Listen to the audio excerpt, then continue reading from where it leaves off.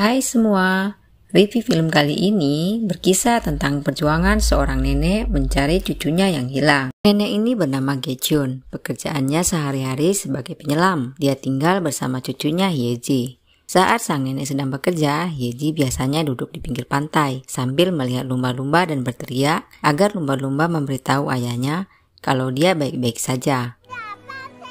Dan setelah selesai bekerja, Hyeji akan bertanya pada sang nenek, mana yang lebih besar, laut atau langit? Neneknya pun menjawab, laut lebih besar.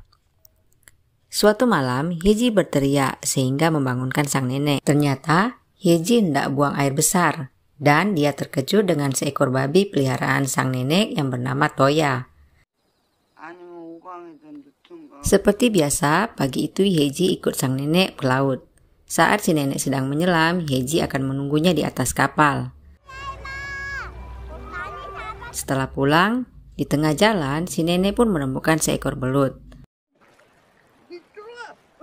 Mereka lalu singgah ke toko alat tulis, lalu Hyeji pun membeli sebuah krayon, dan si nenek membayarnya dengan seekor belut yang dia temukan tadi. Hyeji sangat senang dan memberitahu ke Toya. Kemanapun Hyeji selalu menggambar. Hyeji juga pergi ke makam ayahnya dan mengatakan kalau dia berbakat dalam menggambar. Malam itu, Hyeji menggambar sang nenek, namun belum sempat mewarnai rambutnya, nenek sudah mengajaknya untuk tidur. Sebelum tidur, nenek berkata, apakah Hyeji rindu pada ibunya? Namun Hyeji berkata, tidak. Pagi itu Hyeji dan neneknya pun pergi ke pasar. Nenek membelikan Hyeji baju dan sebuah gelang. Saat sedang berjalan, tiba-tiba nenek menoleh ke belakang dan Hyeji sudah tidak ada di sampingnya. Nenek pun berteriak sambil memanggil nama Hyeji. 12 tahun kemudian, dua orang gadis ini kerjanya hanya mencuri dan mereka dijadikan umpan untuk memeras pria hidung belang oleh dua orang pemuda berandal. Suatu hari, saat melakukan aksinya, pria yang jadi umpan mereka terluka, namun mereka mengira pria itu meninggal dunia. Karena takut, mereka pun akhirnya melarikan diri dari tempat tinggalnya. Dan di tempat pelarian, saat sedang minum susu, gadis itu melihat iklan di kotak susu yang dipasang oleh sang nenek. Karena dia juga merasa namanya Hyeji, dia lalu menyimpan kotak susu itu. Sementara itu, di tempat terpisah, sang nenek juga masih berharap cucunya Hyeji kembali. Seorang pria datang kepada sang nenek dan membujuk agar nenek menjual rumahnya, tapi nenek tetap tidak mau. Suatu hari, saat habis bekerja, nenek kembali melihat lumba-lumba dan berkata, tolong buat keinginanku jadi kenyataan. Tetapi tetangganya malah menertawakannya.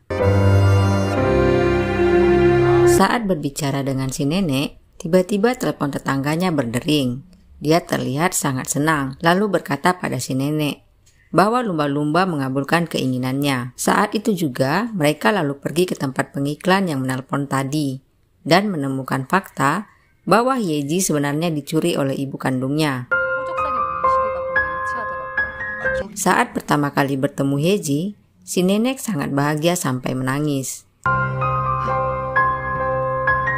Untuk menyambut kedatangan Hyeji, nenek dan para tetangga pun mengadakan pesta. Nenek tambah yakin saat Hyeji mengembalikan krayon yang kurang satu. Bahkan, saat tetangga bertanya tentang babi peliharaan nenek, dia juga tahu namanya.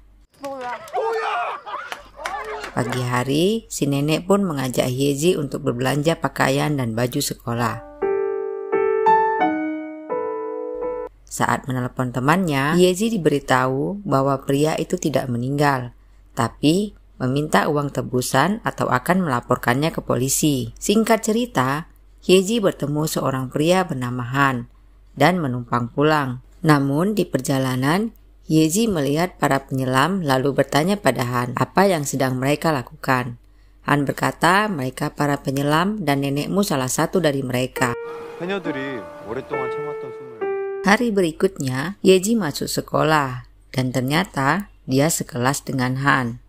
Saat pelajaran melukis, Yeji tidak menggambar apapun, sehingga dia dihukum tidak boleh pulang sebelum melukis apapun. Yeji tetap diam di kursinya sampai gurunya menyerah dan menyuruhnya pulang. Saat hendak pergi, lipstiknya terjatuh. Lalu Yeji pun melukis menggunakan lipstiknya. Guru melukisnya pun terkejut melihat hasil lukisannya. Sementara itu, karena sudah larut malam, nenek menunggu Yeji di luar. Lalu menyiapkan makan malam sambil menyuapnya. Keesokan harinya, nenek memanggil pria yang mau membeli rumahnya. Suatu hari saat sedang bersama Han, Yeji meminjam HP Han untuk menelepon temannya Minhe. Tapi pemuda berandalan itu merampas HP Minhe dan mengancamnya. Sementara itu, para tetangga memberitahu nenek kalau Yeji bertingkah aneh dan sudah merokok. Nenek pun marah dan menyuruh mereka pergi. Di sekolah, guru melukisnya kembali meminta Yeji untuk fokus belajar.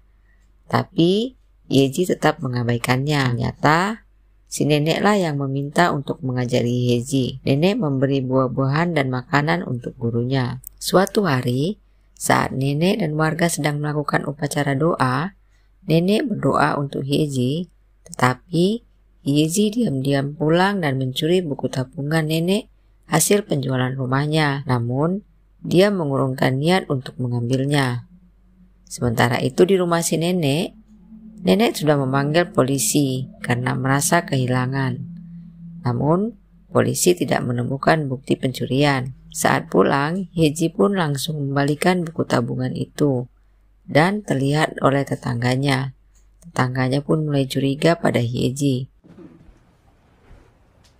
dan memberitahu nenek untuk mengganti sandi tabungannya karena dia baru saja melihat Yeji. Saat Yeji sendiri dan akan menyalakan rokoknya, tiba-tiba nenek sudah berada di sampingnya dan meminta rokoknya. Lalu bertanya pada Yeji, mana yang lebih besar, langit atau laut? Yeji pun menjawab langit. Mendengar jawaban Yeji, nenek pun terdiam, kemudian memberi semangat pada Yeji lalu pergi. Di sekolah, guru melukisnya kembali memberi Yeji semangat untuk melukis. Dan Yeji mulai belajar untuk melukis. Suatu hari, Yeji melihat nenek sedang menghayal. Lalu dia berkata ingin menyelam bersama nenek. Mereka pun menyelam bersama. Hari itu di sekolah, Yeji memberitahu gurunya hasil melukisnya. Dia melukis wajah nenek. Gurunya pun menyarankan Yeji untuk ikut kontes melukis. Dan Yeji menyetujuinya. Suatu hari seorang pria menjumpai Yeji dan meminta uang. Dia mengaku ayah Yeji. Dia bahkan mengancam akan memberitahu nenek siapa Yeji sebenarnya. Malam itu, Yeji memberi hasil lukisannya pada nenek. Nenek pun sangat senang. Saat makan, Yeji menanyakan keadaan nenek. Saat tidur, Yeji pun menyelimuti nenek lalu mewarnai rambut hasil lukisan Yeji kecil. Saat hendak berangkat menuju kontes, nenek mengantarkan Yeji dan meminta gurunya untuk menjaga Yeji. Di tempat kontes, Yeji menemui pria yang mengaku sebagai ayahnya dan memberikan buku rekening nenek. Lalu Yeji mulai melukis. Saat selesai melukis, Yeji pun sudah pergi dan meninggalkan secari kertas yang berisi judul karya ini pengakuan, tolong jaga nenekku. Sementara itu di rumah tetangga nenek datang dan membawa hasil tes DNA. Dan ternyata Yeji bukanlah cucu nenek yang hilang. Tapi nenek berkata kalau dia hanya membuang-buang waktunya saja, lalu melempar hasil tes DNA tersebut. Tetangga meyakinkan nenek agar menerima kenyataan dan menyuruh nenek untuk memeriksa buku tabungannya. Lalu nenek pun menjadi marah karena melihat nenek bersedih. Tetangga pun berkata, mungkin tes DNA ini salah. Aku akan mengulanginya kembali. Malam itu Yeji menemui pemuda berandalan itu untuk menyelamatkan temannya. Ternyata Han telah membawa polisi. Yeji pun harus berurusan dengan polisi. Dan saat di kantor polisi, nenek pun datang dan berkata, mereka bilang kau bukan Yeji cucuku yang hilang. Tapi aku tidak akan percaya. Yeji pun menangis lalu berkata, maafkan aku. Mendengar itu, nenek pun terkejut lalu berkata, "Di mana Yeji cucuku?" Ternyata Yeji diculik ibunya dan mempunyai seorang anak bernama Nam Unjo. Yeji banyak bercerita tentang nenek dan juga Toya. Yeji juga bercerita tentang krayon emas untuk mewarnai rambut neneknya. Suatu hari, ayah tiri dan ibunya bertengkar saat di dalam mobil. Lalu terjadilah kecelakaan. Yeji dan ibunya meninggal. Ayah tiri dan saudaranya selamat. Untuk mengelabui pihak asuransi, ayah tirinya berkata bahwa yang meninggal adalah Nam Unjo dan ibunya. Lalu nenek pun pergi ke makam Yeji dan pingsan. Sementara itu, Yeji pun harus menjalani hukuman untuk kasus penipuan dan pemukulan. Di rumah, nenek mulai terbayang-bayang tentang Yeji kecil. Lalu tiba-tiba guru melukis Yeji datang dan memberitahu bahwa hasil lukisan Yeji menang. Awalnya nenek tidak peduli. Namun akhirnya nenek membuka hasil lukisannya. Nenek pun menangis. Ternyata itu lukisan seorang wanita dengan 2 orang anak kecil. 1 tahun kemudian, tetangganya mendatangi Yeji dan bertanya, apakah dia melihat nenek. Ternyata seminggu yang lalu nenek pergi dari panti asuhan. Yeji pun pergi ke kamar nenek dan menemukan potongan iklan yang dulu dibuat nenek. Yeji pun berusaha mencari-cari nenek. Dia pun bertanya pada orang-orang sambil membawa foto sang nenek.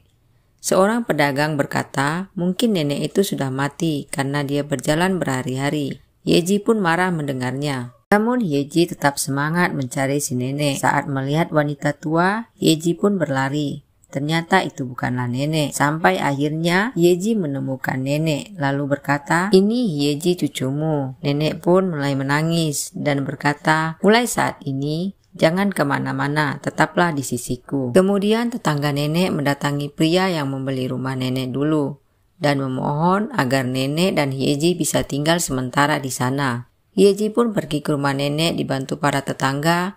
Mereka membersihkan rumah dan mendatangkan Toya. Setelah semuanya selesai, mereka lalu membawa nenek. Melihat nenek telah kembali, tetangganya pun menangis bahagia. Musim salju pun turun, Yeji selalu berada di samping nenek dan merawat nenek. Saat malam hari, Yeji sedang duduk sambil mendengar radio. Ternyata itu berisi rekaman suara nenek. Nenek memberitahu kata sandi rekeningnya. Dan ternyata dari awal nenek sudah tahu kalau dia bukanlah Yeji cucunya. Tapi nenek senang karena dia juga salah satu cucunya. Mendengar itu, Yeji pun menangis. Nenek pun banyak meninggalkan nasihat-nasihat untuk Yeji. Hari itu nenek kembali dirawat. Dan untuk pertama kalinya, nenek memanggil namanya Unjo. Lalu nenek berkata, "Sudah saatnya aku menemui Yeji. Pasti Yeji sudah terlalu lama menungguku." Lalu Unjo berkata, "Bagaimana denganku?" Nenek berkata, "Teruslah hidup dengan baik." Nenek mengucapkan terima kasih lalu pergi dengan tenang menemui Yeji. Unjo pun menangis dan berjanji akan hidup lebih dengan baik.